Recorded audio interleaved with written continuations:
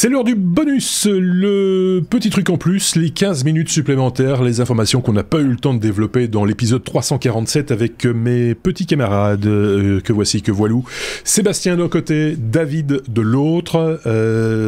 On va éplucher quelques infos que vous aviez retenues et qui sont juste bien pour le bonus, semble-t-il. Par exemple des bananes, mais ça on va y revenir. Me semble-t-il. On va parler de la sortie officielle du GPU Arc. C'est le processeur graphique d'Intel, si je dis pas de bêtises, David. C'est bien ça. Donc, on en avait parlé, je pense, il y a 2 semaines. Intel avait annoncé que le 30 mars, c'est-à-dire hier pour vous, avant-hier pour moi, ils allaient faire la sortie et l'annonce officielle des CPU Arc, ce qui est maintenant chose faite.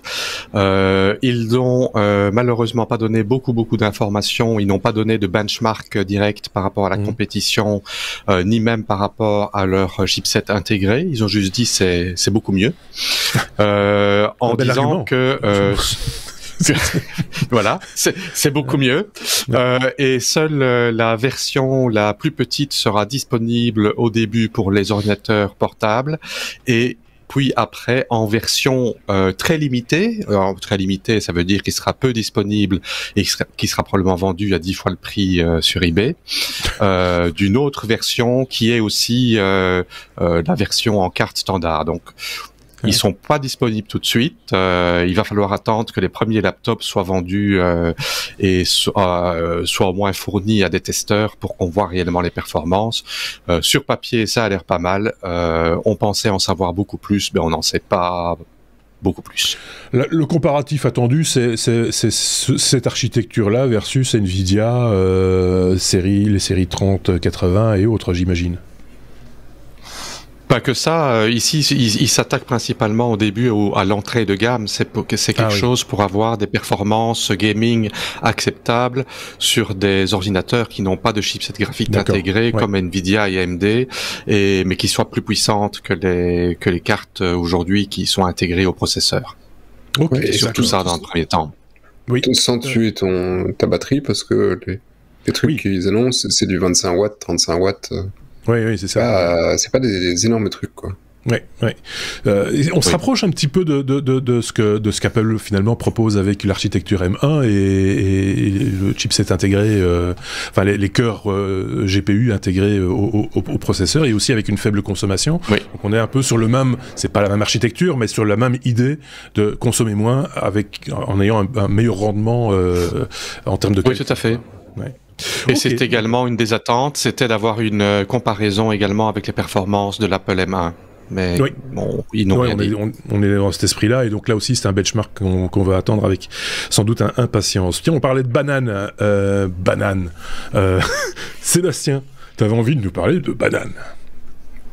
Oui, et alors c'est une première, c'est un robot qui est capable maintenant de faire quelque chose de pas si simple. Éplucher une banane. Un singe est capable de le faire, hein, donc pas si simple. Pour un robot. Parce que la plupart des robots qui essayent d'éplucher une banane, en fait, ils font de la purée de banane, parce que c'est très difficile d'éplucher un fruit sans en faire. Le singe comprend qu'il ne doit pas mettre trop de pression. Le robot, il se prouche et il ouvre la banane. Et donc, ici, ils ont essayé une technique d'intelligence artificielle par imitation profonde. Et donc, en fait, c'est pas de l'intelligence artificielle. En gros, c'est pas un algo qui essaye tout et n'importe nawak en se disant ça marche pas. Parce qu'ils en auraient bouffé, des bananes, les pauvres gars. C'est qu'on lui a dit. Ils ont certainement mangé quand même beaucoup. On lui a dit comment sera le gros bout. Alors, oui. Non, on lui a dit, regarde, lui va éplucher une banane, essaye de copier. Ah oui, d'accord, ok. Donc, c'est de l'apprentissage par imitation profonde. Donc, en fait, t'as les caméras, t'as des trucs, et ils regardent comment un humain a épluché sa banane, et donc, ils en ont déduit 11 étapes pour éplucher la banane. La première étape étant prendre la banane sans en faire de la bouillie, prendre la banane, la soulever, attraper la tige, tirer, etc., etc. Et donc il y a toute une série d'étapes qu'il doit réussir pour Alors, faut pas non plus... Ah, c'est cocorico, on a réussi à éplucher une banane. Je pense que ça fait très cher pour éplucher une banane. Oui. En effet, le but est quand même après de réussir à développer ce genre d'intelligence pour se dire, tiens, plutôt que de faire quelque chose où on est sur du essai-erreur avec des récompenses. Tel que je vois le truc, tu vois, je ne laisserais par exemple pas, enfin on n'est pas encore au stade de laisser faire une intelligence artificielle dans le cadre par exemple d'une vasectomie. Non, parce que là, on va attendre il y a un problème dans la conclusion, c'est qu'on arrive qu'à 57% de réussite, même après beaucoup. Donc tu vois la vasectomie. Oui. Voilà, c'est ça. Enfin, en même temps, le résultat est connu. 57%. Donc, on va pas faire mystère, c'est juste l'aspect esthétique ou autre. Mais il peut aussi y avoir 11 étapes. Hein. Tu attrapes, tu soulèves. Bref, voilà. Chacun jugera. C'est de la boucherie. C'est de la boucherie. C'est de la boucherie. Oui, c'est ça, c'est de la boucherie. Voilà. C'est plus des légumes. Non, là, c'est plus des... C'est des fruits. Oui, effectivement. C'est c'est des abats. C'est de la boucherie, mais c'est de la... Enfin, bref. Qu'est-ce que je voulais dire? On a fait le tour de la banane. La banane, oui. On a fait... Asimo. C'est aussi un robot, David. Il prend sa retraite, le petit père? Oui, Asimo le robot, donc le représentant de Honda qui mettait en avant lors de la majorité de leurs événements. Eh ben voilà, il a fait une cérémonie d'adieu. Asimo, après 20 années de bons et loyaux services, a dit merci pour ces 20 années et au revoir. Merci, au revoir. Nous, on a la vidéo, évidemment, et alors ce qui est bizarre, c'est que j'ai l'impression que le plastique a jauni. Je sais pas ce que vous en pensez. J'ai l'impression aussi. Alors, je pense que c'est la lumière, hein, mais on sent qu'il est un peu vieilli. Mais maintenant, il sait courir sur un pied. Et il boite un petit peu quand même. Ouais, c'était incroyable ce truc-là quand on le voyait, on disait waouh, c'est fantastique. Et puis Boston Dynamics est arrivé avec des chiens.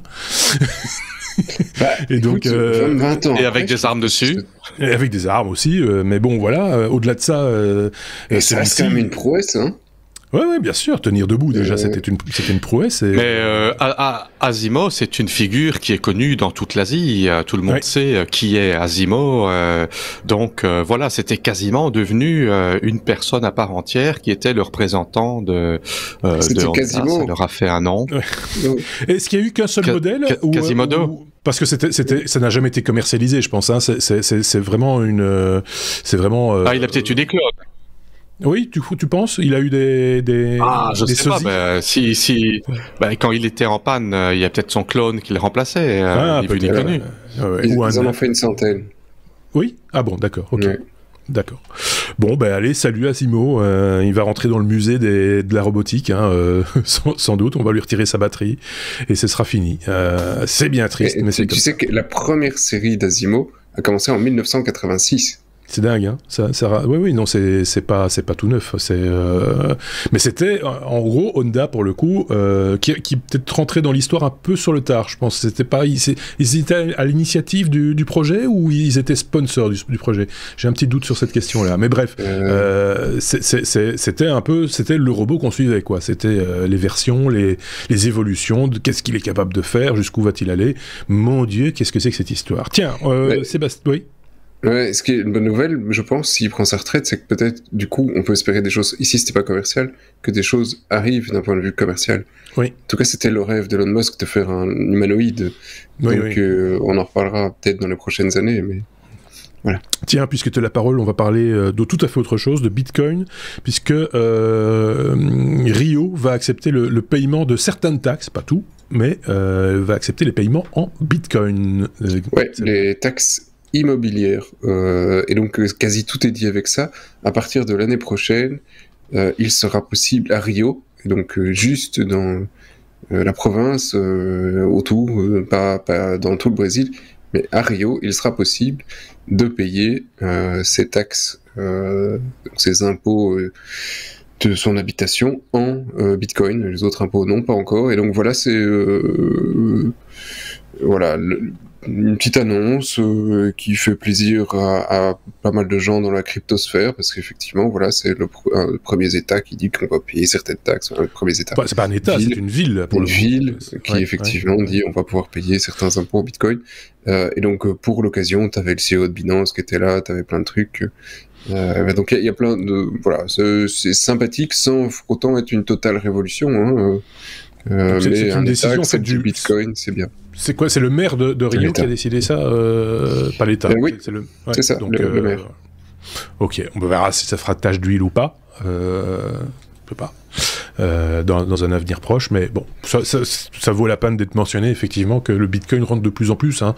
On entend ça et là, pas des États, mais des villes, ou en tout cas des structures qui acceptent les paiements en Bitcoin de plus en plus, donc, ou en crypto de manière générale. On a fait le tour aussi de cette info-là, donc on peut passer à autre chose. On peut passer on va terminer, alors tout doucement, gentiment. Hein. Il nous reste un peu de temps pour parler d'un Easter egg découvert dans Windows 1.0. Il est pas trop tôt. David. Oui, c'est pas trop tôt. 37 ans après, donc un Easter egg a été trouvé dans un œuf de Pâques. Ça tombe bien. On est Pâques ici. Pas Pâques, 1er avril. Oui, non, c'est pas la même chose. Mais on arrive à Pâques bientôt. Oui, bientôt. On arrive à Pâques bientôt. Le 18, c'est le lundi de Pâques. Donc, ça tombe un lundi cette année. Voilà.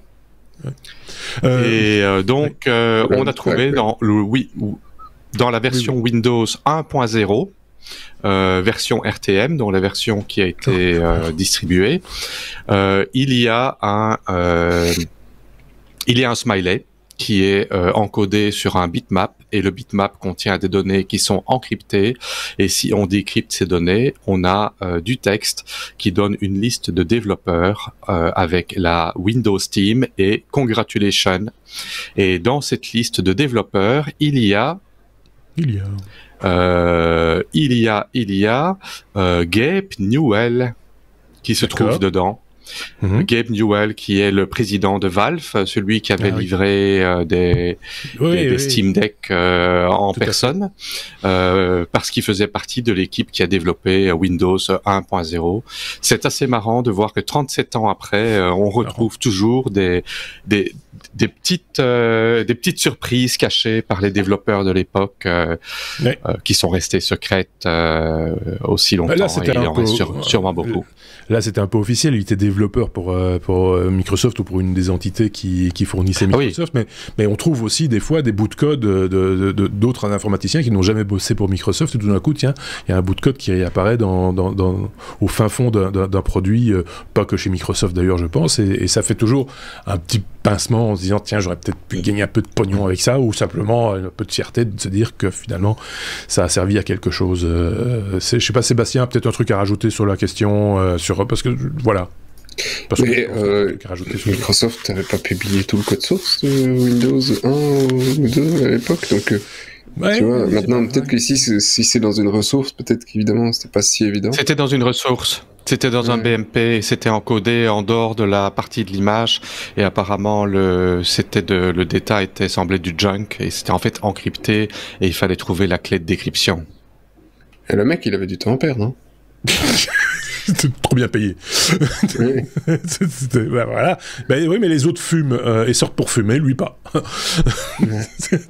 Moi, c'est la seule explication que je trouve dans ces cas-là. Voilà. Et peut-être que dans 37 ans, quelqu'un trouvera un Easter egg dans Windows 11. Ouais, ou dans les technos. Je ne sais jamais chercher. Oui, mais j'en ai pas mis en 347 épisodes, et j'ai jamais pensé à faire quoi que ce soit de ce genre-là, tu vois. Donc ça viendra peut-être dans les 347 prochains épisodes. Peut-être. On peut toujours rêver. Qu'est-ce que je voulais dire ? Bonsoir. Je pense qu'on a terminé pour ce bonus. N'hésitez pas, comme toujours, à laisser des commentaires, bien sûr. Ça nous fait toujours plaisir. On y répond même des fois quand ça s'y prête. Et puis, n'hésitez pas également à liker des pouces, des étoiles, etc. sur les différentes applications de podcast ou sur YouTube, puisqu'on nous trouve là aussi. Ainsi que sur notre site internet lestechno.be. Et c'est là également que vous trouverez d'ailleurs tous les liens vers les sources qui nous ont aidés à compiler les épisodes et les bonus que vous avez l'habitude d'écouter ou de regarder. Merci Sébastien, on se dit à très très bientôt. Merci également à David, à très bientôt également. À bientôt à vous aussi qui nous écoutez. Passez une très très bonne semaine, et on se retrouvera bien sûr avec d'autres chroniqueurs pour un prochain épisode.